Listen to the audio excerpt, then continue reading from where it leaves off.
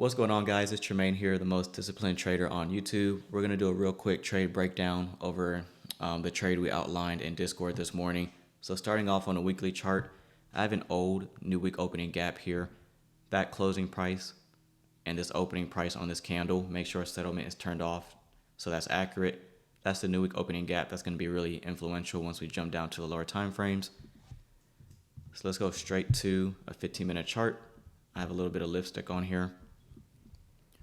All right, so we open at 9:30 on this candle here, but prior to the open, we've already engaged sell side liquidity, okay, relative equal lows, taking that out. Now I want you to notice what's happened prior to today's morning session. Clearly trending very bullish the past couple of days, especially overnight during London. So if we're bullish and we're expecting higher prices, which we're looking for all-time highs very soon, ideally you would want to see some measure of sell side taken. We can see that here. And then this is the very specific sell side liquidity pool I was looking at, because learning from yesterday's loss, okay, that sell side that rests just beneath the midnight opening price, I want to see that get cleaned up. And we also have our old new week opening gap here. So if there's a region where I would want higher prices, we've already taken out sell side. We've taken out sell side here. We're beneath our 8:30 open and our midnight open. Okay, that's Tremaine's model. This is really discounted. Okay, we're not looking for anything short in here. I'm not really anticipating a TGIF until it shows me that it's really heavy, but I'm looking for support in this region. Now let's go to a 5-minute chart. Here's that sell side, and here's those relative equal lows. And if we go to regular trading hours, this is something that I was looking at here. Now we gap higher than where we closed with yesterday's trading. This here is buy side liquidity. As soon as we gap higher here, they are triggered into the marketplace. Can anybody go and break out on this high? Anybody looking to go long?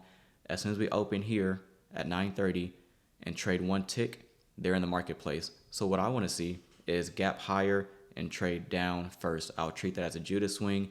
I don't want these traders to profit, scare them out of their longs, that sort of thing.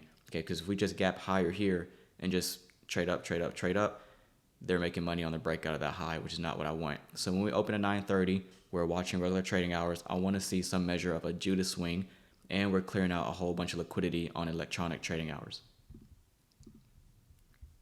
here. So we have a lot of factors. We're beneath our two opening prices. Sell side cleared up here. Sell side cleared up here. So everybody who's trailing their stop losses up, anybody participating in this here, anybody participating longs here, where they're trailing their stops? Underneath the low, underneath the consolidation, underneath these relative equal lows. Well, that's perfect, because once we run that out, that gives the perfect opportunity for long entries with a lot of range for profit taking. Let's go to a 1-minute chart and slap these bad boys on here.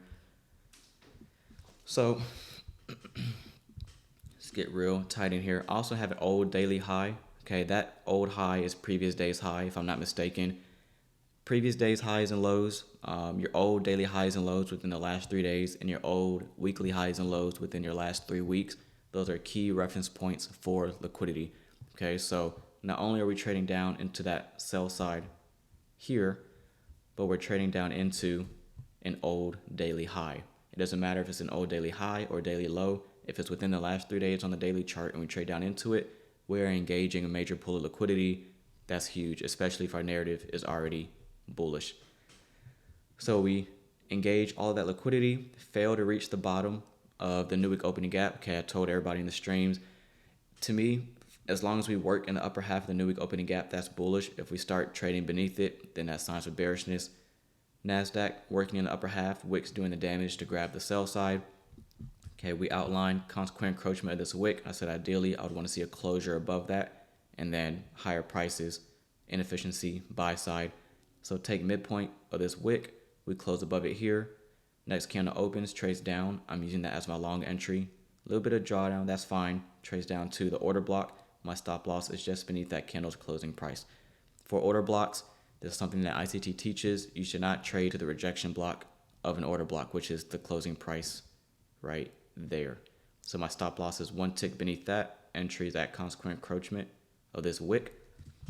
Bodies respecting the opening price, I'm buying 6 here on a live account. A lot of people care about that little green dot for some reason. Buying 6 there, and then I'm buying 4 more as a pyramid entry as we're trading down on the 15-second chart. That fair value gap on the 15-second right there. Once we trade down into it and start leaving, I'm using that as an entry, and I'm buying 4. All right, so bodies tell you the story, but the wicks do the damage. We have a small little fair value gap in here. The body's staying outside of it, but the wicks trading down into the bullish order block.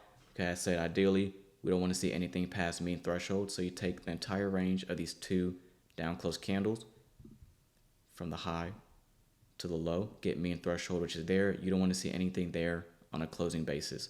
We just wick through it, that's fine. The body's respecting it here. A little bit of a consolidation prior to our 10 o'clock news driver, no big deal.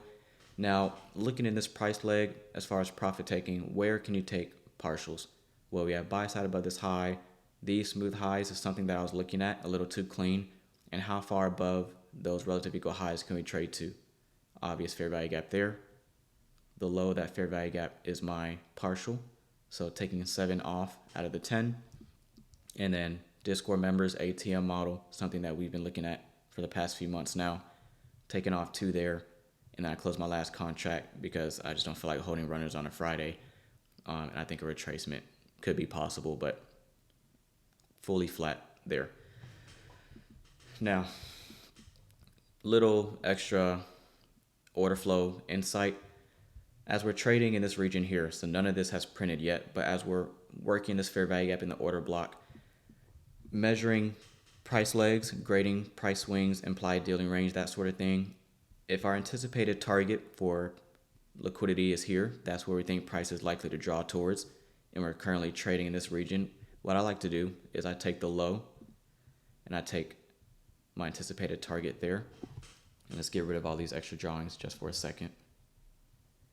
So we have the high, upper quadrant, midpoint, lower quadrant, and the low of the implied dealing range.